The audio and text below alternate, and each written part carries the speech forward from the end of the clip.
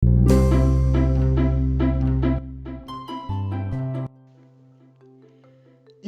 nuk e ka frikë natën.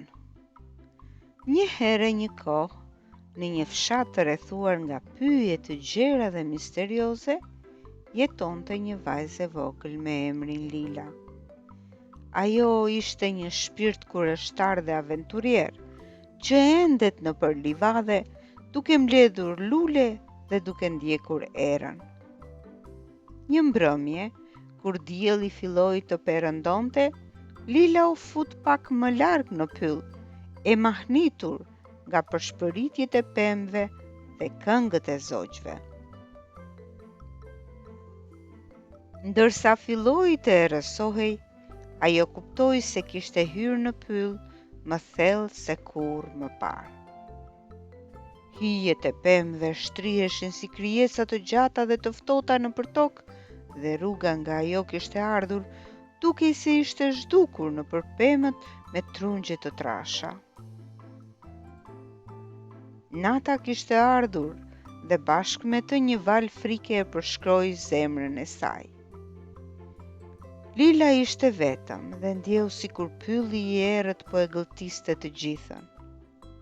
Këmbët e vogla i dridheshin dhe dëshironte të gjente rrugën për në shtëpi.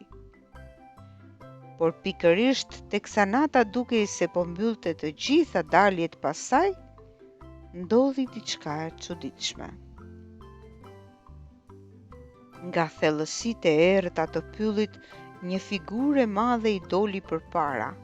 Një ari me gëzofin e trash si trungjet e pyllit dhe sytë e tij që shkëlqenin me një fuqi të çuditshme që i falte vajzës qetësi. "Mos ki frikë, vogëlushe," tha ariu me një zë të thellë gjëmues. "Unë jam këtu për të të mbrojtur." Lila ngriti syt nga ariu, pa ditur se çfarë të bënte me të. Por prania e tij ishte ngushëlluese dhe ajo ndje pak më e sigurt. "Unë kam humbur dhe kam frikë," pranoi Lila me zërin që i dridhej. Ariu u përkul që të mund ta shikonte në sy. "Frika është diçka që jeton në mendjen tënde, vogëlushe, por duhet ta dish që forca e vërtet vjen nga zemra. Kur ta përballosh frikën tënde me guxim, do të zbulosh se je më e fortë se sa mendon." Me një hungërim të butë, ariu u hoq mënjan dhe nga hijet doli një dhelpër e vogël me sytë e saj të shndritshëm që shkëlqenin nga mençuria. "Frika nuk është diçka për t'i ikur, vogëlushe," tha dhelpra duke tundur bishtin e saj të bukur lozonjar. "Unë jam krijesa më e zgjuar në këto pyje, por gjithmonë më duhet të përshtatem duke gjetur gjithmonë një rrugë përpara. Kur ndihesh i humbur, nuk është fundi. Thjesht mendo dhe do të gjendet një rrugëdalje." Lila pohoi me kokë, duke filluar të ndjejë një fije shprese. Fjalët e dhelprës kishin kuptim për të. Kishte gjithmonë opsione, rrugë të reja për të ndjekur. Ajo nuk duhej të qëndronte e bllokuar në frikën e saj. Para se ajo të mund të thoshte ndonjë gjë, një buf u ul në një degë aty pranë, me pendët e tij që shkëlqenin dobët në dritën e hënës. "Dhe nga çfarë frikësohet më shumë mendja?" pyeti bufi me një ton të butë e të mençur. "Nga e panjohura. Kur kupton diçka, kur fillon të dish gjëra, mendja e humbet fuqinë e saj për të trembur. Dija është një dritë në errësirë." Lila ngriti syt nga bufi me sy të mëdhenj.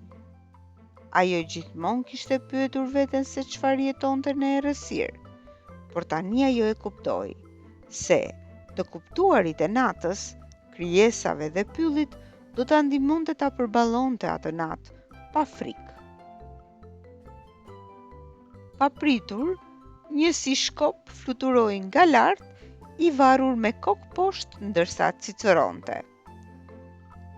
Në errësirë ju mund të mos shihni gjithmonë, por duhet I besoni instinkteve tuaja. Shisat e mia më udhëheqin kur bota rreth meje është e fshehur nga pamja. Një lakuriq nate kaq I lezetshëm, u kënaq Lila. Zemra e saj u qetësua. Ajo ishte mbështetur gjithmonë dhe kishte besuar vetëm në atë që mund të shihte, por mbase mund t'i besonte zërit të qetë brenda saj, ndjenjës së të diturit se çfarë të bënte edhe kur nuk kishte mundësi ta shikonte rrugën. Nga toka, një ketër I vogël me sy të ndritshëm dhe putra të zëna me lende lisi u hodh përpara. Dëgjova gëlushe, tha ajo. Unë punoj shumë, mbledh ushqim, përgatitem dhe sigurohem që të kem gjithçka që më nevojitet kur vjen dimri I ftohtë. Frika shpesh vjen nga të qenit I papërgatitur, por kur përgatitesh, nata e ftohtë nuk duket aq e keqe, ashtu si dimri I migjatë. Lila u mendua për një moment. Nëse do të ishte përgatitur, po t'i kishte kushtuar vëmendje shenjave të pyllit dhe ritmit të natyrës, ndoshta nuk do të kishte ndier aq frikë. Dhe pastaj, nga hijet më të thella, u shfaq një dingo. Leshi I tij I errët u përzie me natën dhe syt I shkëlqenin nga trimëria. Unë ende mlirshëm vogëlushe. Nuk I frikësohem natës sepse kam mësuar të përshtatëm. Frika nuk është një forcë që më kontrollon. Është thjesht një pjesë e jetës dhe unë lëviz me të, jo kundër saj. Lila shikoi dingon dhe filloi të kuptonte më shumë. Krijesat e pyllit, secila kaq e ndryshme, të gjitha jetonin pa frikë, jo sepse ishin të pathyeshme, por sepse kishin mësuar mënyrat e botës dhe kishin gjetur vendin e tyre në të. Ndërsa nata u thellua, Lila ndjeu një ngrohtësi të rritet në zemrën e saj të vogël. Ajo nuk ishte vetme në errësirë. Krijesat që jetonin në pyll ishin me të, duke I mësuar asaj sekretet e natës, forcën, zgjuarsinë, mençurinë, intuitën, përgatitjen dhe qëndrueshmërinë. Frika, kuptoi ajo, ishte vetëm një ndjenjë, ishte diçka që u rrit brenda saj kur ajo e lejoi të rritej. Por sa më shumë kuptonte, aq më shumë I besonte botës dhe vetes, aq më pak fuqi kishte frika mbi të. Ndërsa rrezet e para të agimit shpërthyen nëpër pemë, Lila nuk kishte më frikë. Ajo kishte mësuar se nata nuk kishte një gjë për t'u frikësuar, por një pjesë e botës që funksiononte në ekuilibër. Dhe me mësimet e krijesave, ajo gjeti guximin të kthehej në shtëpi. Pylli, që më parë dukej kaq I errët dhe misterioz, tani ndihej si një vend magjik. Dhe që nga ajo dite më vonë, sa herë që Lila ndjente frikën që pushtonte tinës zemrën e saj, ajo kujtonte krijesat e pyllit dhe mësimet që I kishin dhënë. Dhe kështu, Lila u bë një vajzë e bukur, e fortë dhe e mençur, dhe nuk ju friksua më kurrë natës. Morali I përrallës. Frika, të dashur fëmijë, është një krijim I mendjes, shpesh e zmadhuar nga ajo që ne nuk e kuptojmë e shohim.